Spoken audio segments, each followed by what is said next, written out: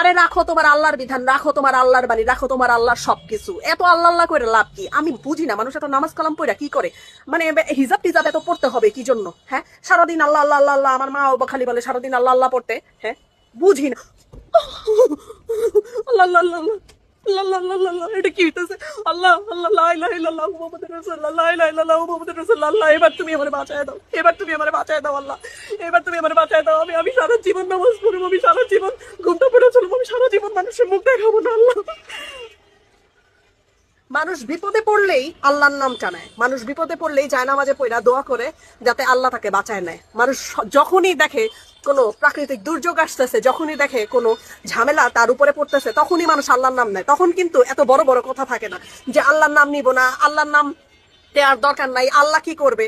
আল্লাহই সবকিছু করবে, আল্লাহই বাঁচাবে, আল্লাহই বাঁচাবে, আল্লাহ ছাড়া কেউ নাই।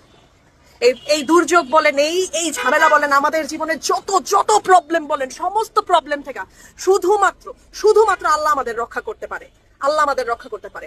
প্রথম যে ভূমিকম্পটা আসছে, সেই ভূমিকম্পের সময় আমরা কেউ জানতাম না, কিন্তু আল্লাহ জানতো সবকিছু। কেন আল্লাহ কোন সময় কি দুর্যোগ দেয় সেটা শুধুমাত্র আল্লাহ জানে, আমরা মানুষরা কেউ বলতে পারবো না। আমাদের জীবনে যত দুঃখ দুর্দশা আসে, সমস্ত দুঃখ দুর্দশা আল্লাহ শেষ করে দিতে পারে এক নিমেষেই, যদি কিনা আমরা সত্যিকারের অর্থে আল্লাহর বান্দা হয়ে থাকি এবং জায়নামাজে বৈশা আল্লাহর কাছে প্রার্থনা করি। আল্লাহর কাছ থেকে কেউ কোনোদিন খালি হাতে আসে নাই। আর আপনার দোয়া যদি কবুল না হয়, তাহলে মনে রাখবেন একটা কথা, ওই দোয়াটা, যে দোয়াটা আপনি করতেছিলেন, সেই জিনিসটা আপনার জন্য ভালো ছিলই না। এটা আপনি আজকে না বুঝলেও কিছুদিন পরে অবশ্যই বুঝবেন।